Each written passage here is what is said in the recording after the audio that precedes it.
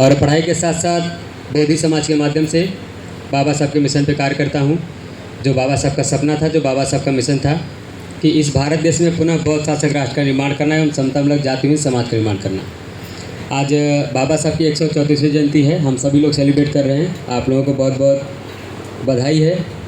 और हम सभी लोग बाबा साहब के बारे में एक बात मैं बता दूं कि सभी लोग बाबा साहब को मानते हैं, सभी लोग बाबा साहब की पूजा करते हैं, सभी लोग बाबा साहब की जयंती मनाते हैं। भारत के साथ साथ अन्य कई देशों में बाबा साहब की जयंती मनाते हैं।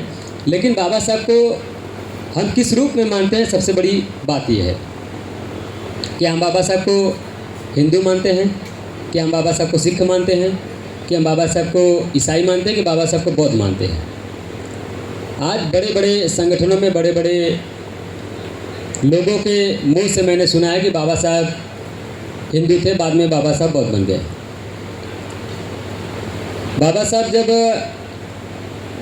आंदोलन चलाते हैं, बाबा साहब के पहले छत्रपति साहू जी महाराज आंदोलन चलाते थे। तो जब बाबा साहब को छत्रपति साहू जी महाराज ने आंदोलन सौंपा तो बाबा साहब ने अपने आंदोलन का आधार बनाया। बाबा साहब ने आंदोलन हवे में नहीं चलाया। बाबा साहब का आधार क्या था आंदोलन का? कि हम हिंदू नहीं हैं, हम हिंदुओं के गुलाम हैं और हमें हिंदू गुलामी से आज़ादी चाहिए। ऐसा मैं नहीं कहता, ये बाबा साहब कहते हैं।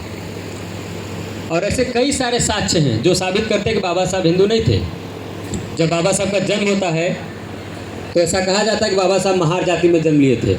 लेकिन अगर आप देखेंगे तो पाएंगे कि जब बाबा साहब का जन्म हुआ 1891 में, तो महार जाति किस धर्म में थी इसका कोई भी लिखित सरकारी दस्तावेज नहीं है। फिर बाबा साहब जब 1909 में इंटर पास करते हैं तो एक सम्मान समारोह रखा जाता है, जिस सम्मान समारोह में बाबा साहब को एक पुस्तक मिलती है, जिस पुस्तक का नाम होता है बुद्ध चरित्र। अगर बाबा साहब हिंदू थे या बाबा साहब हिंदू होते तो बाबा साहब को रामायण दिया जाना चाहिए था, महाभारत दिया जाना चाहिए था, गीता दिया जाना चाहिए था। लेकिन बाबा साहब को क्या मिला? बुद्ध चरित्र। फिर 1911 में एक जनगणना होती है। उस जनगणना में ऐसे 6 करोड़, लगभग 6 करोड़ ऐसे लोग जिनका कोई धर्म कोई समाज नहीं। और वो कौन लोग थे? वो आदिम थे, वो जराम थे, वो अस्पृश्य थे, यानी एससी थे, एसटी थे और ओबीसी थे।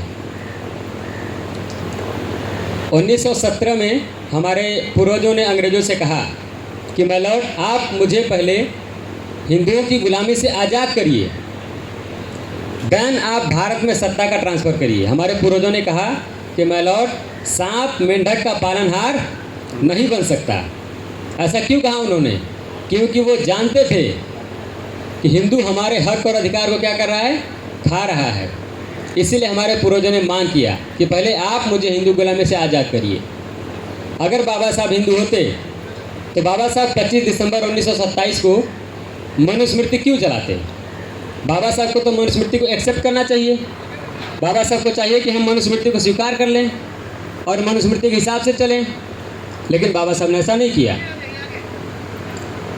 फिर बाबा साहब ने 1935 में बाबा साहब ने कहा अपने लोगों से, हमारे लोग कहते थे, तो बाबा साहब कहें कि आज तुम चिल्ला रहे हो कि मैं हिंदू हूँ, मैं हिंदू हूँ, मैं हिंदू हूँ। एक समय ऐसा आएगा, एक दिन ऐसा आएगा जब हिंदू पूर्ण शासन सत्ता में होगा और वो तुम्हारे हक और अधिकारों को खा जाएगा। तब तुम क्या करोगे? तो बाबा साहब ने कहा कि अपने आप को कहना कि हमारा धर्म क्या है? बौद्ध धर्म है। बाबा साहब ने कहा कि जब हम कहेंगे कि हम बौद्ध हैं तो हमारा सुरक्षा संरक्षण अंतर्राष्ट्रीय कोर्ट करेगा, यानी हम क्या हो जाएंगे? अंतर्राष्ट्रीय सदस्य बन जाएंगे। फिर 1950 में बोधिसत्व बाबा साहब को बोधिसत्व की उपाधि मिलती है। और ये उपाधि किसको मिलती है?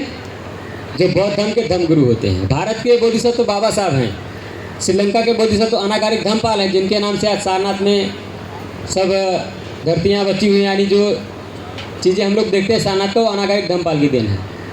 और बाबा साहब 1950 में बौद्ध धर्म के धर्मगुरु बन गए। फिर कैसे कोई भी व्यक्ति किसी भी धर्म का जब धर्मगुरु बन जाता है तो क्या 6 साल बाद, 10 साल बाद, 5 साल बाद वो फिर कहेगा कि ये मेरा धर्म है, मैं इसे स्वीकार कर रहा हूँ? ऐसा कभी नहीं हो सकता है। हम सभी लोग मानते हैं बाबा साहब को, सभी लोग बाबा साहब का नारा लगाते हैं, सभी लोग बाबा साहब की पूजा करते हैं। लेकिन बाबा साहब को क्या करते हैं? बाबा साहब को हम हिंदू के रूप में मानते हैं, बाबा साहब को चमार के रूप में मानते हैं। और हम क्या कहते हैं? द ग्रेट चमार। अगर हम बाबा साहब को जाति में बांध देंगे तो कभी बाबा साहब की हम पूजा नहीं कर पाएंगे, कभी कोई व्यक्ति बाबा साहब को नहीं मानेगा। हमें क्या चाहिए कि बाबा साहब ज्ञानी है, बाबा साहब सिंबल ऑफ नॉलेज है, बाबा साहब ज्ञान के प्रतीक हैं, बाबा साहब नॉलेजेबल पर्सन हैं, लेकिन हम लोग बाबा साहब को क्या बना के रखे हैं? बाबा साहब को जाति में बांध के रखे हैं। तो बाबा साहब अंतर्राष्ट्रीय व्यक्ति, बाबा साहब बौद्ध हैं, और अगर बाबा साहब बौद्ध हैं तो हमारा भी धर्म क्या है? बौद्ध धर्म है। ठीक है, मैं ज़्यादा बात नहीं करूँगा, बस मैं एक आध शायरी है बाबा साहब के नाम पे, मैं सुना देना चाहता हूँ सर।